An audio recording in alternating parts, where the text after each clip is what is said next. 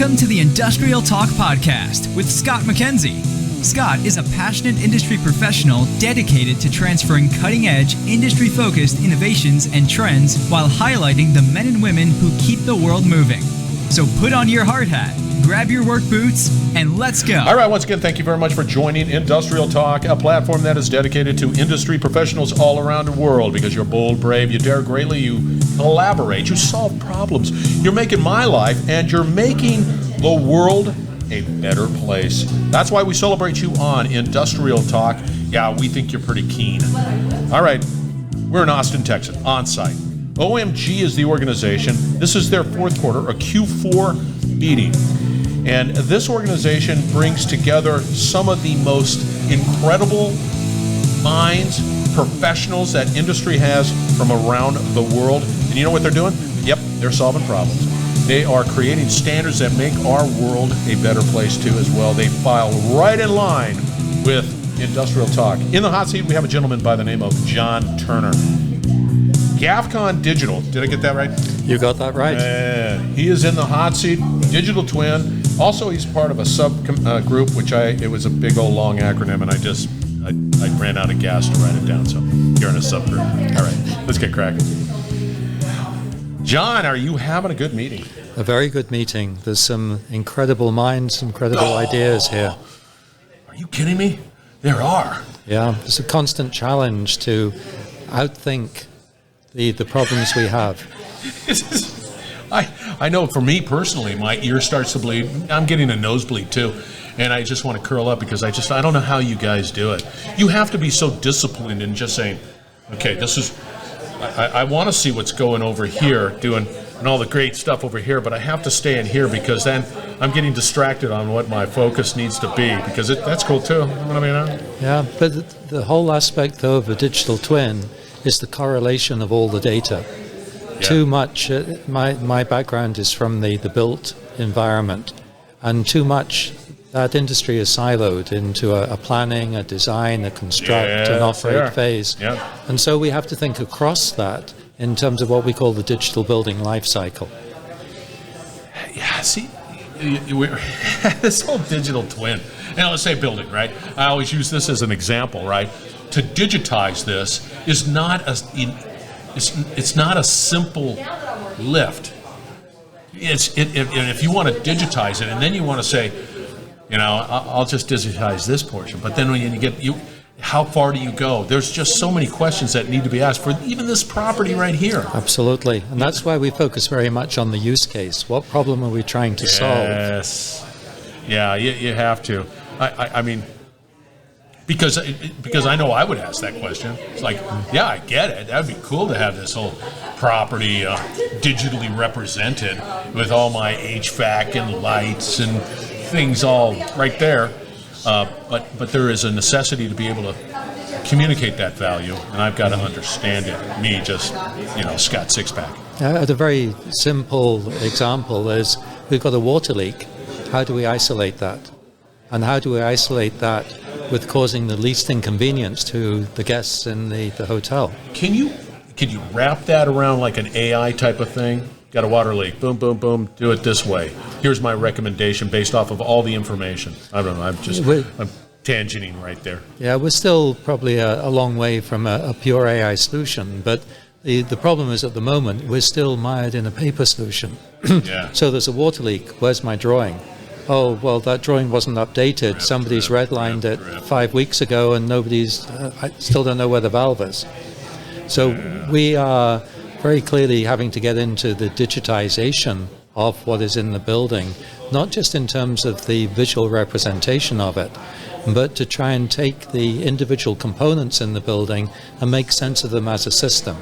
So we don't need to know how to build the building again. We need to know how to operate the building. And the data that has flowed through from design and construction into operations is very much about how to build that building, not how to operate it. It would seem to me that if I was a manager of this property and there was an event, an uncomfortable event in this property, that would be the best time for me, a salesperson of digital twin solutions, to come in and say, hey, if that was, we would have saved you an X. That's just me thinking like that.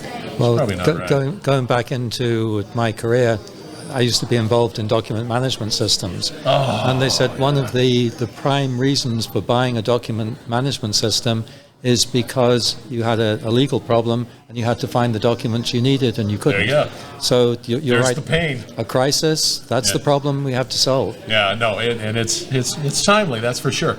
Okay, we've got the subgroup. Explain to us a little bit about what you're doing there. So the subgroup is called the AECO, Architectural, Engineering, Construction, and Operations. Got it.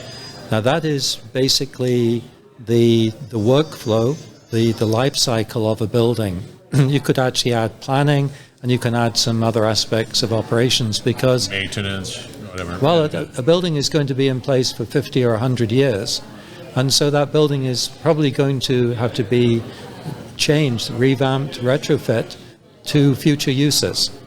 So if you think of this hotel, I don't know how old it is, maybe 30 years old, but it's obviously just gone through a complete refurbishment. That probably has changed the primary use of when it was designed. So we're tending to get now in alignment with the circular economy that a building is going to be in place for multiple reasons within its lifetime. And we have to evolve the use through the initial design into making sure it's refreshed. In some cases, our owners are refreshing their buildings every 7 years. Is it really 7 years? Every 7 years.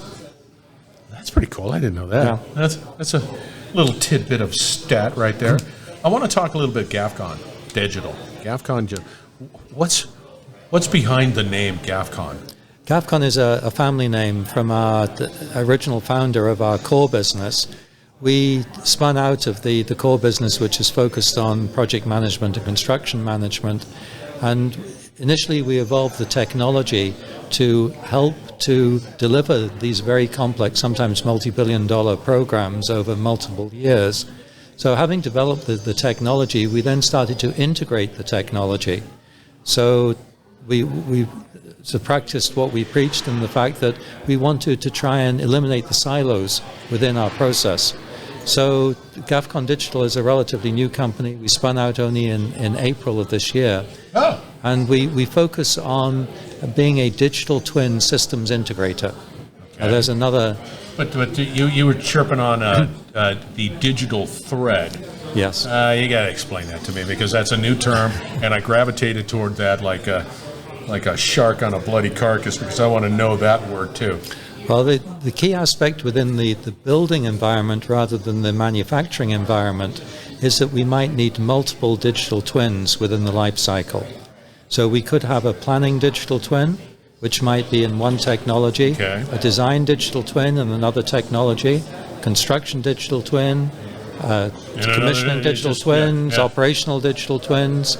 And if we're going to really move from one of these digital twins to another, we need to make sure that we can integrate the data flows along with the life cycle of the building. So we define that integration of the data flows between all these different applications and different phases and different time intervals as the digital thread.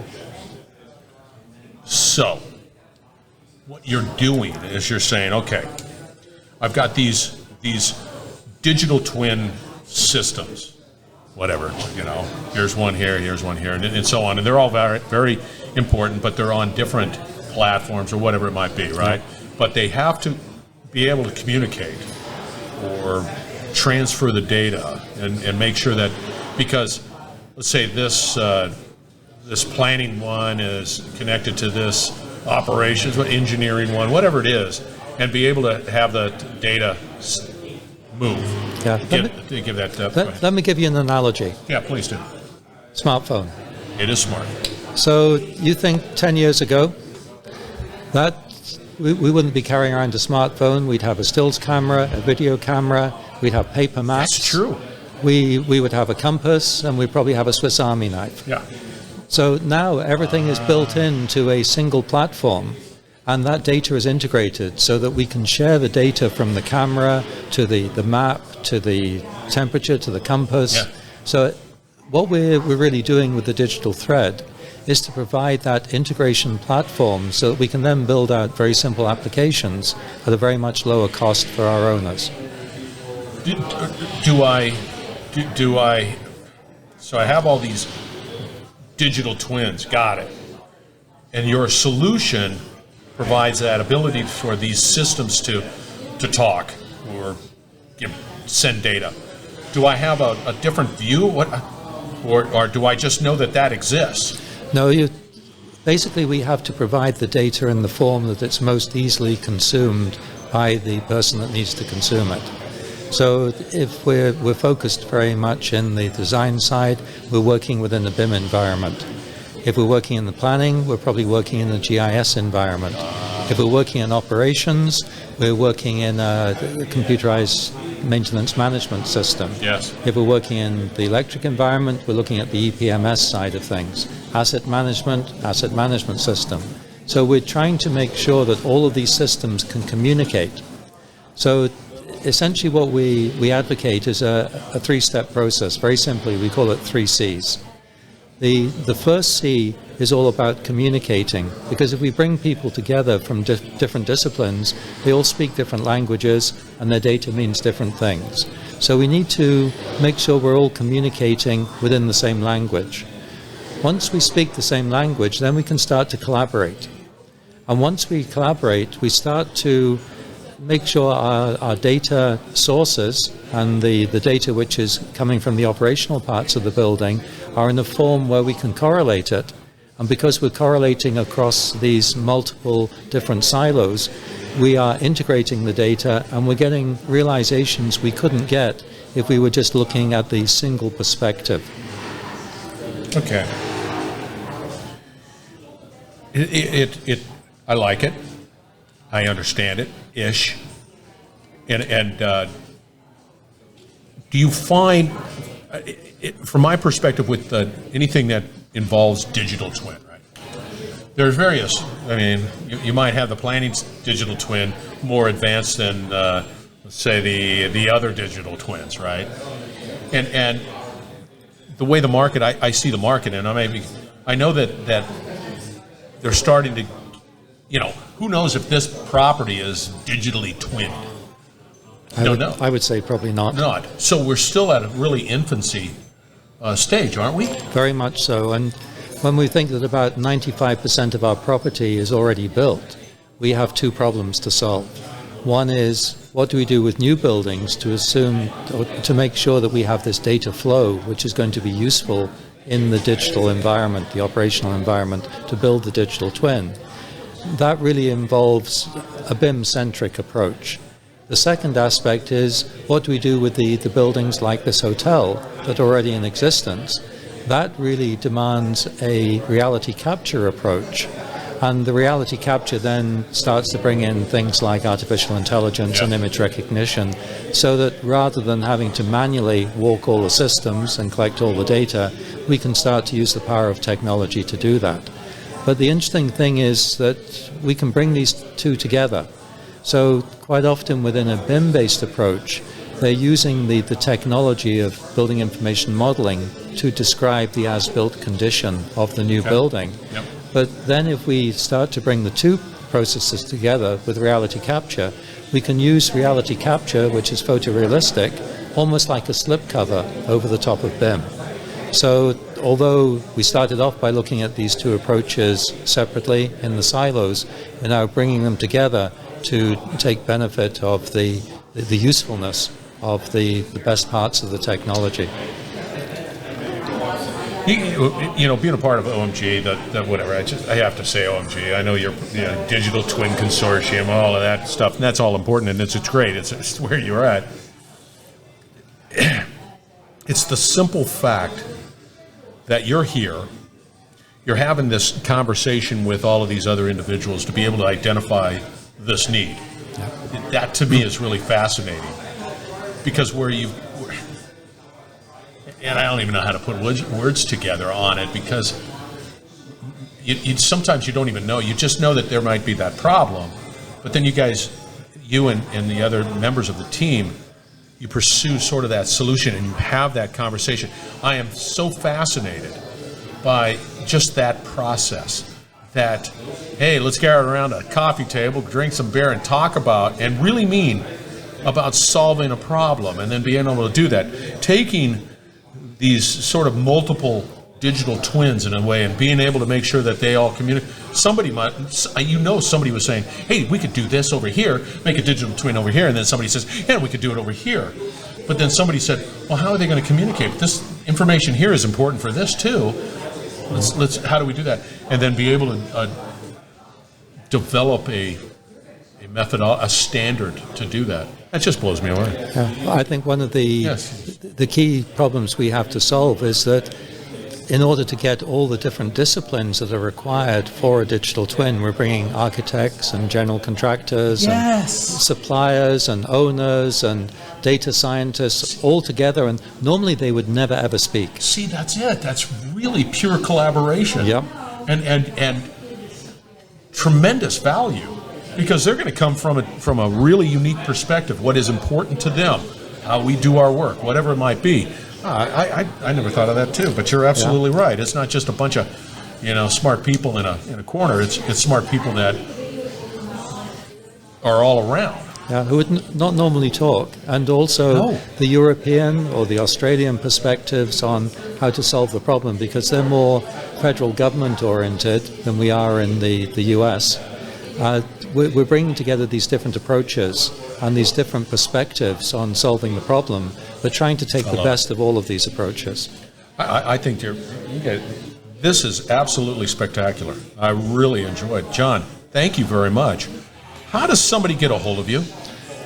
Probably the best thing is from our website, gafcondigital.com, or my email, jturner@gafcondigital.com. I have your card in front of me. So therefore, it will be reflected out on Industrial Talk, so that anybody that wants to get a hold of John, you go to Industrial Talk and you make it easy. Are you out on LinkedIn? I am on LinkedIn as well. So there it is. So don't come to me and say, I can't get a hold of John. Yes, you can. Go out to industrialtalk.com. John, thank you very much. And thank you for your flexibility, by the way. Thank you for the opportunity. It was awesome. All right, listeners, we're going to wrap it up on the other side. We're going to have all the contact information for John out on Industrial Talk. So fear not. Reach out to him. You will not be disappointed. Stand by. We will be right back. You're listening to the Industrial Talk Podcast Network. All right. Thank you very much again for joining Industrial Talk and your continued support. That was John Turner, as you know. That was a great conversation, by the way. Industry is cool. Gafcon Digital is the company. All of the contact information will be out on Industrial Talk. Reach out to John and Team Gafcon Digital and, begin to collaborate, begin to learn. And speaking of collaboration, let's talk a little bit about OMG.org. Go out to OMG.org, and they are a collection, as I stated in the beginning of this conversation, of really smart people developing standards to make a world a better place. And it's all about the collaboration. It's all about the conversation. It's all about really and delivering, not just talking and chirping about all of this great stuff. They actually deliver. You go out to OMG.org, and that is like Industrial Internet Consortium, the Digital Twin Consortium, Responsible Computing, all of these wonderful organizations that are really taking what is current today and what is going to be innovative tomorrow and be able to come up with some standards that are really beneficial to us because, well, we want you to succeed. As an industry professional, as a company, we want you to succeed. And to do that, you need to hang out with some great people that definitely understand what to do and navigate those waters. All right, be bold, be brave, dare greatly. Hang out with John. Hang out with Team Gafcon Digital, and, you're going to change the world. Thank you very much. We're going to have another great conversation coming from Q4. Now, we've done Q1. This is Q4 shortly, so stay tuned.